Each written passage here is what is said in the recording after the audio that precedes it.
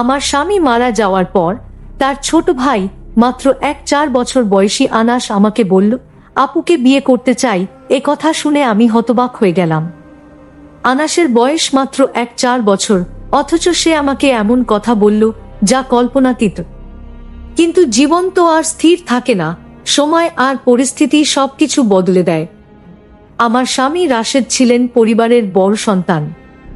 আমাদের 2 সন্তান, মেয়ে সারা 8 বছর এবং ছেলে সাবির 5 বছর। রাশেদ একটি সরকারি স্কুলে শিক্ষকতা করতেন, কিন্তু একদিন স্ট্রোক করে তিনি মারা গেলেন। আমাদের সুখী সংসার মুহূর্তেই অন্ধকারে ডুবে গেল। আমি ভেঙে পড়েছিলাম, কিন্তু সন্তানদের জন্য শক্ত থাকতে চেষ্টা করলাম। রাশেদের মৃত্যুর পর সংসার চালানো খুব কঠিন হয়ে পড়ল। শাশুড়ি আমায় সবসময় দোষারোপ করতেন। আনাস ছোট, কিন্তু তার আচরণও কখনো কখনো অস্বস্তিকর হয়ে উঠত। একদিন আনাস বলল, আপু, আমি তোমার পাশে থাকতে চাই। তোমার কষ্ট আমি সহ্য করতে পারি না। তুমি আমার জীবনের সবচেয়ে প্রিয় মানুষ। আমি এই কথাগুলো শুনে বিস্মিত হলাম।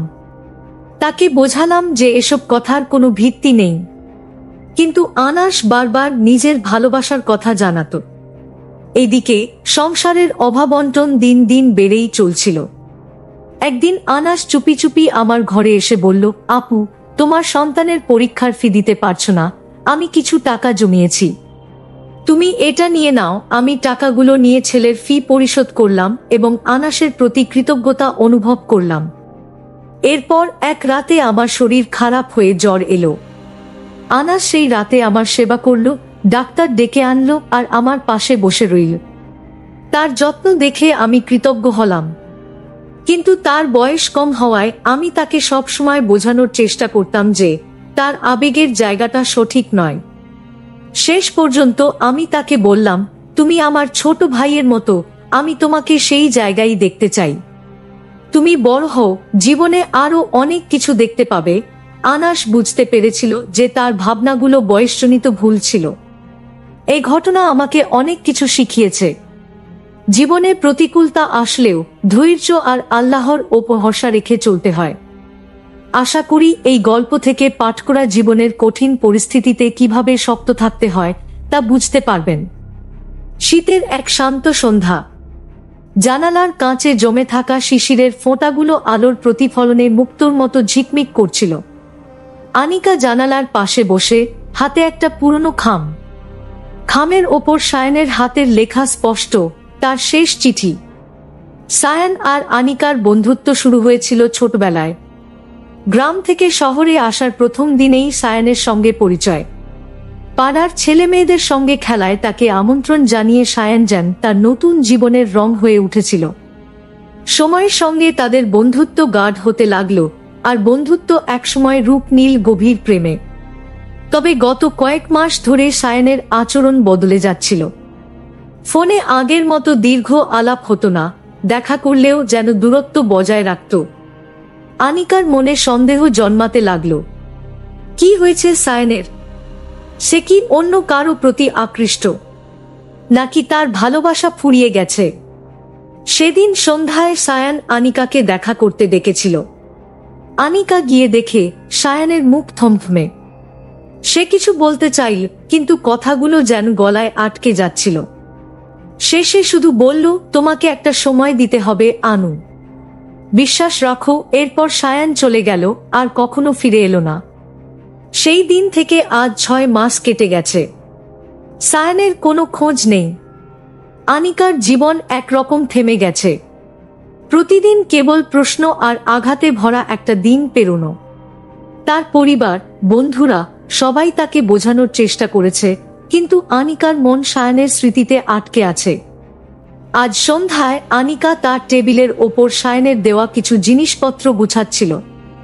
হঠাৎ করেই একটা পুরনো খাম তার চোখে পড়ল। খামের ওপরে সায়ানের হাতের লেখা, ভেতরে একটা চিঠি। চিঠির প্রতিটি শব্দ পড়তে গিয়ে আনিকার হাত কাঁপছিল। প্রিয় আনু, তোমার সঙ্গে প্রথম দেখা হওয়ার দিনটা আমি কখনো ভুলব না। তুমি আমার জীবনের আলো, কিন্তু কখনো কখনো জীবনের কিছু কঠিন সিদ্ধান্ত নিতে হয়। আমার আচরণ হয়তো তোমার কাছে রহস্যময় লেগেছে, কিন্তু বিশ্বাস করো, আমি তোমার প্রতি সবসময় সৎ থেকেছি। ডাক্তাররা আমাকে জানিয়েছে আমার হার্টের অবস্থা খুব খারাপ।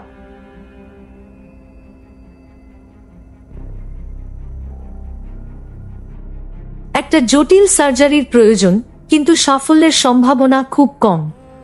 আমি জানি আমার এই পরিস্থিতি তোমার জীবনে ছায়া ফেলবে, তাই আমি নিজেকে তোমার জীবন থেকে সরিয়ে নিয়েছি, যেন তুমি নতুন করে শুরু করতে পারো।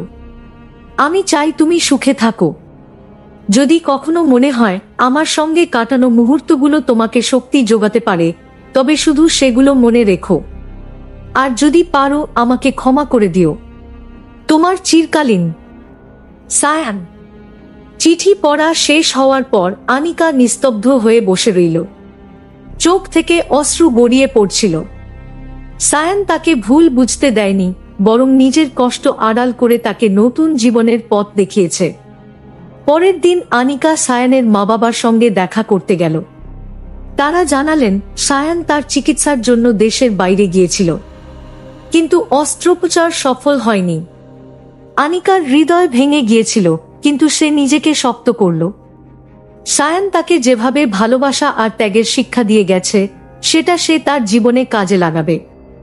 সায়ানের শেষ ইচ্ছাকে সম্মান জানিয়ে আনিকা সমাজের পিছিয়ে পড়া মানুষের জন্য একটি ফাউন্ডেশন খুলল।